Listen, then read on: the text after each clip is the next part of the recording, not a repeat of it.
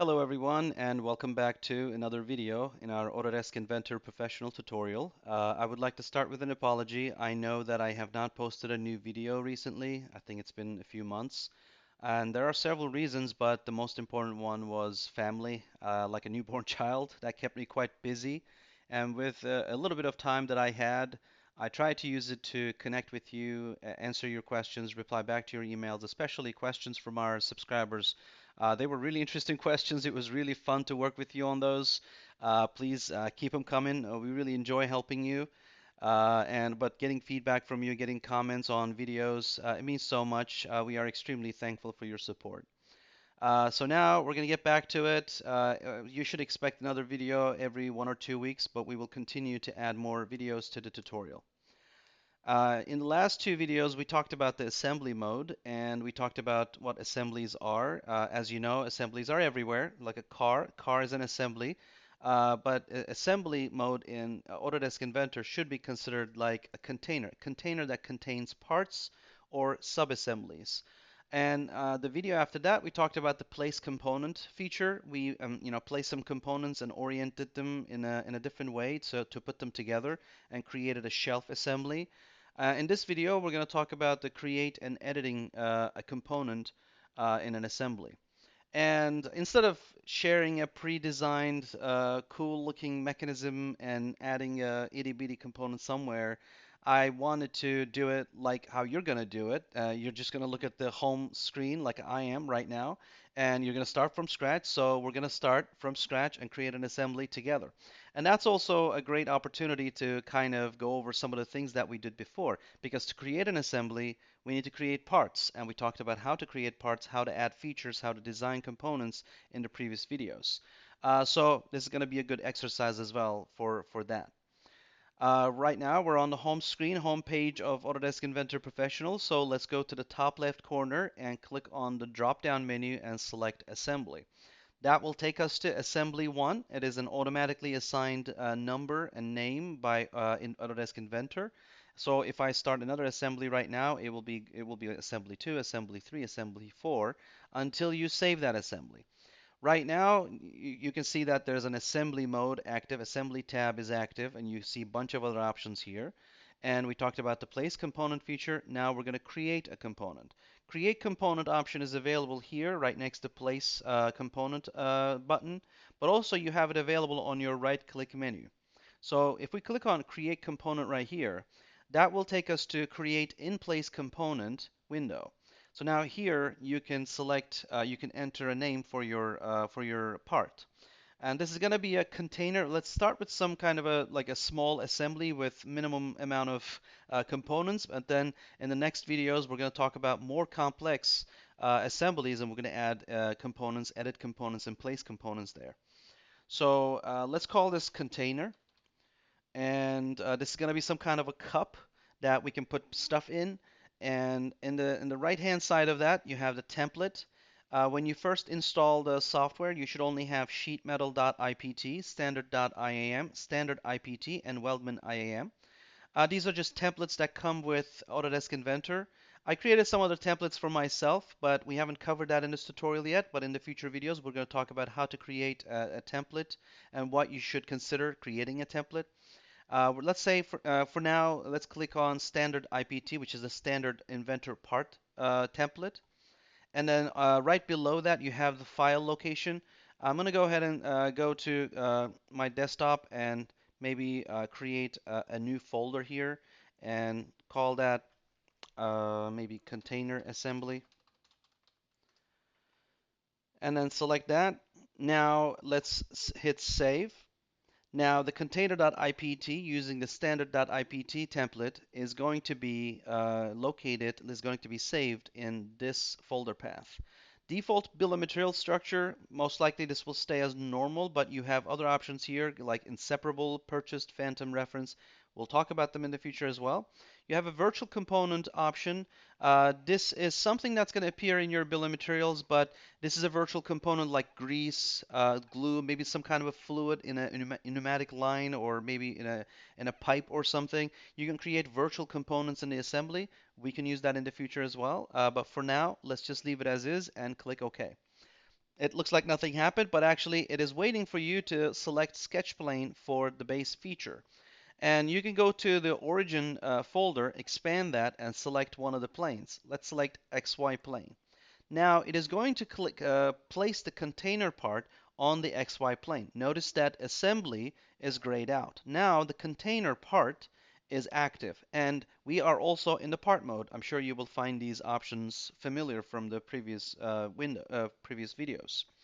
But one thing is different, and that is return. And there are actually a bunch of things different, but return option is added here, which means that if I select return, it will take me back to the assembly. Now the assembly is active, and notice that container is now available. If I want to go back in the container part, all I have to do is just double click on the icon. As you know, as you will remember, we never recommend clicking on the text because you can accidentally edit the text. So you can just click on the icon and go back into the container part mode. So now let's create a sketch. This is basically creating a part like we did it many times in the previous videos. So let's right click and select new sketch, and that will bring us the planes that we can work with. Let's select XY plane, and we're going to design some kind of a cup. So let's start with some kind of a cylindrical shape, and let's select center point circle on the right click menu and select the origin point and enter, say, 80 millimeters. Now it's a 80 millimeter diameter circle. Let's right click and finish 2D sketch. So as I mentioned before, sometimes we're going to design the same part using different ways. Some of them are time consuming, some of them are very efficient, but sometimes some of them are applicable, some of them are not. So I'm intentionally using different methods to design the same part in different videos. When you watch these videos, if you find yourself saying something like, oh, I wouldn't have designed it that way, that looks very inefficient.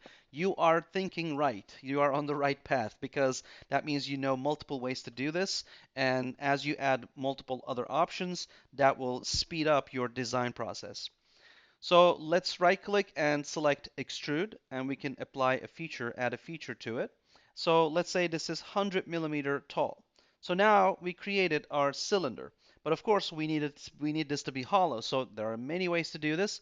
Let's use another extrude option. So let's click on new sketch and select this surface now. And this time I can just draw a circle here, right? But I want to take advantage of the cylinder I created. So I will right click and click on project geometry and select this, and that will bring me the origin point and also the outer edge. So let's right click and click OK so we get out of that command. We can click on the center point circle and draw a circle, and we can say, what was the diameter? Diameter was 80 millimeters, so we can say 70 millimeters. That way we're leaving 5 millimeters of wall thickness on one end, and the other end also 5 millimeters of wall thickness. Did we have to do that? No. We could have used offset. We could have clicked on offset in the modify menu and select the outer edge and enter 5 millimeters, and that will also accomplish the same thing, but with less clicks. So now let's click Finish 2D Sketch and right click and select Extrude. And we can select this outer section or intersection. In this case, we want to make this hollow, so we will select intersection. Well, it looks like it's adding material right now. So in the output menu, we can select the cut option. But right now, it is using the last used entered value, which is 100 millimeters. But if I did that, it will cut through the everything, right? I want to leave a 5 millimeters of thickness on the bottom. So let's just call it 95 millimeters and hit OK. Now I created my cup that has 5 millimeters of thickness. What else could I have done? I'm sure some of you already think that the best option here would be using the shell feature. So I'm going to click on undo and go back to the initial cylinder 3D object cylinder that we created with one extrusion. So now we have the cylinder only, and we can select shell feature and enter 5 millimeters of wall thickness. And while remove faces is active, I can select this face and click OK, and that will do the same thing. I accomplished the same design with less clicks. But in some cases, this will not be applicable. Sometimes you will be working with some designs, some geometries. You cannot use shell for that geometry. In that case, you will use other options. More options you have, better you will design. So now let's just keep it this way for now. This is our container. So now let's say we're done with this. We'll modify it later, but we created the part.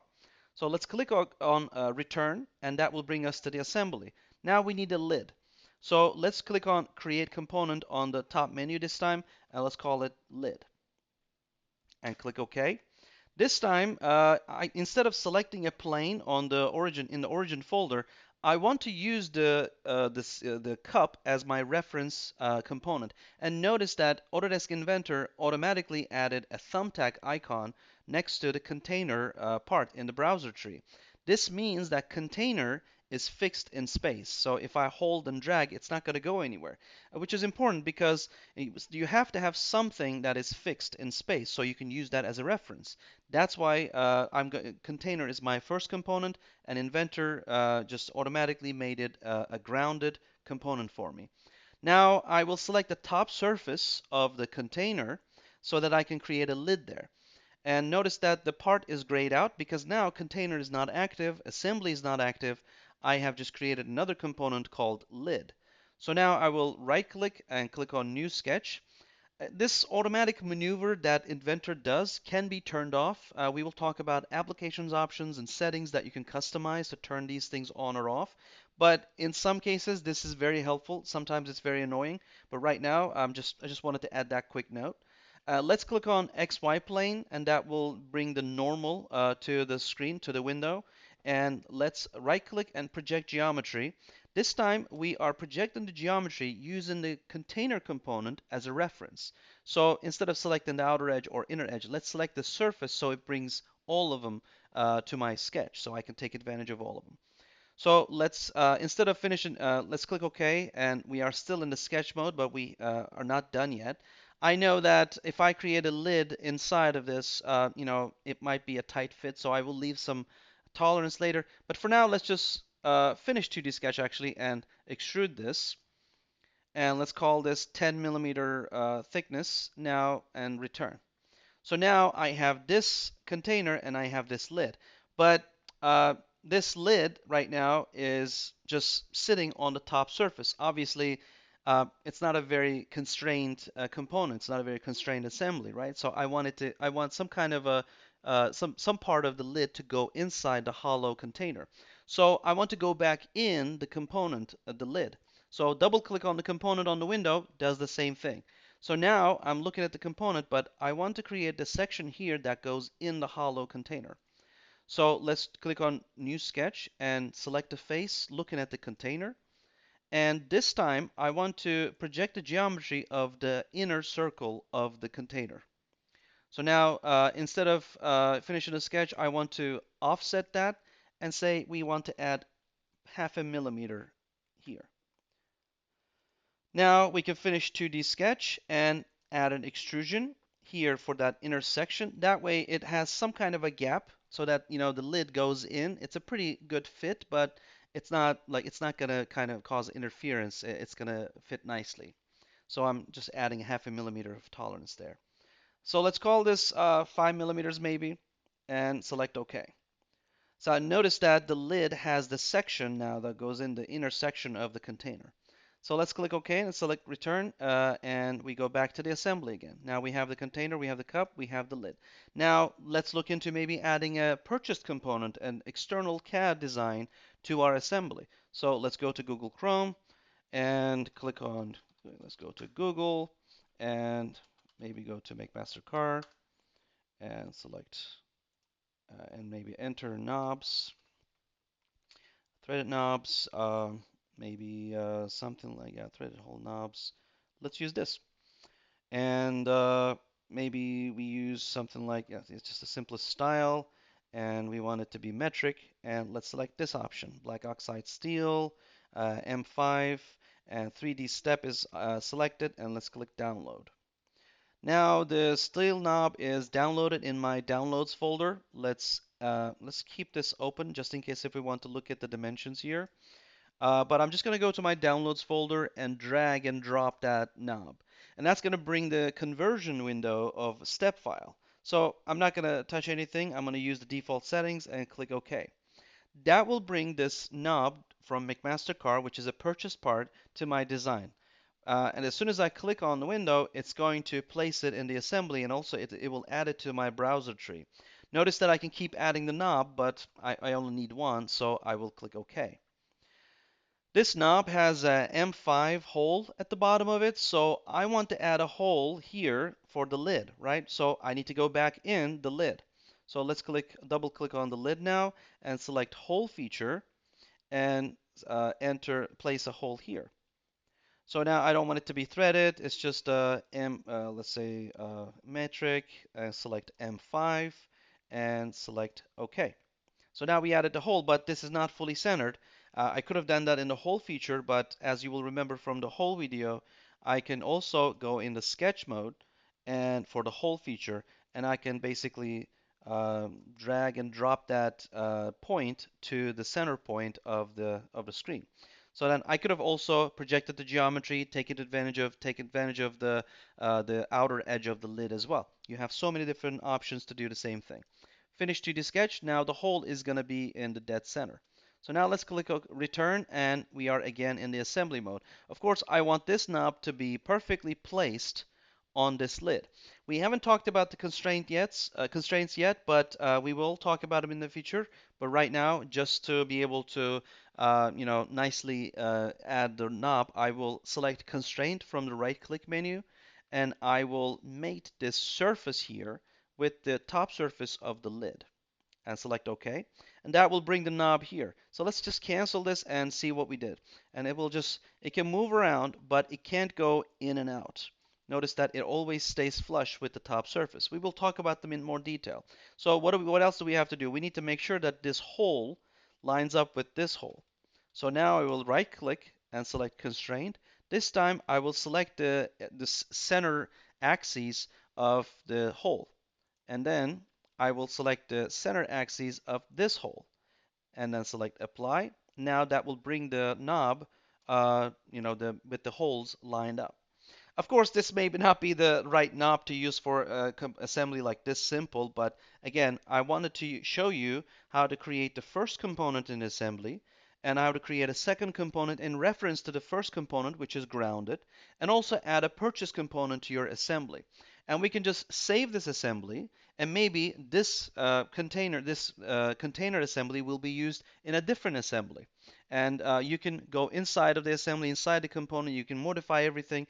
And also another note that I want to add, next to the lid component in the browser tree, you have this adaptive sign, which means that the lid was designed in reference to the container. So if I go inside the container part and go to the extrusion and expand the extrusion and select sketch, double click and modify the sketch, instead of 80 millimeters of diameter, if I select 90 millimeters and make it kind of wider and finish 2D sketch, no, and right now in the preview, the lid has not been updated, but as soon as I click return, it will update it. Right now it's giving me a problem with the mate, but actually it corrected it itself. So right now it is kind of like it's a 90 millimeter outer diameter container, but the lid also updated accordingly. So let's double click and go inside the lid component and notice that the extrusions are all adaptive features, and the sketch one here is using that outer edge. So we can continue to modify it. Maybe we want this section to go in a lot easier, so we can add a fillet here, and we can add a fillet maybe on this top here, surface here, and select OK. And let's select return, and now it looks slightly better. Maybe we want to go inside a container and add a chamfer to the bottom section. Let's call that a 5 millimeter chamfer and select OK. And notice that I added chamfer to the outside, but that means that I took material from this component, but internally there is no chamfer, so probably this section here is too close to the hollow side of the container. So it might be wise to add a chamfer internally as well. So let's go inside, and maybe we just double click on the chamfer, and in addition to the chamfer on the outside, we add a chamfer on the inside and select OK. That way we maintain the wall thickness. So let's click OK, return, and now we have this container, lid, and purchased knob assembly created. Now I can click on save and name my assembly as container assembly. and hit save, and that will bring me the save window, which is multiple files have been updated in the current session. Do you want to save changes to the container assembly IAM and its dependents? I created dependent components, and when you select OK, and that will save the assembly, and that will change the name of the assembly to containerassembly.iam and save it on your the window on the folder that you're working with, which is on my other screen right now. I'm trying to find it right here. Yeah. So let's open that window. Let's open that folder. Right now, container assembly is here. Container IPT and lid IPT are all created. So if I close this and go back to the folder, if I select the lid IPT, I can just open that individually as well. And that's another detail that I want to mention here. Um, if I go to containerassembly.iam, let's just close this lid IPT. If you double click on container component, that will again gray out everything and activate the container component. But if you right click and select, if you select a part, right click and click open, that will open it separately. Now you can inspect the part separately in a different window. Again, you can do the same thing with the lid or knob. But notice what happens when I double click now in the assembly. It will take me to that container IPT, which is a separate, window in Autodesk Inventor. But if I double click on lid, that will just activate the lid component in the assembly. And so sometimes people forget that they have these components open and they try to go inside the component in the assembly and they just constantly transfer to the component on a separate window. This is why it's happening. So if you just want to, go into the container inside the assembly, just close that container IPT and then double click and you will be able to modify the component, edit the component inside the assembly. In the following videos, we're going to do more examples. We're going to talk about constraints more, how to put parts together and create the assembly the way we want it. And also, we will create more complex assemblies and talk about them in more detail. And in the meantime, again, I would like to apologize for the long wait. But thank you for your support. Please recommend the channel to your friends, and please don't forget to like and subscribe. And I'm really thankful for your support and your time. See you in the next videos.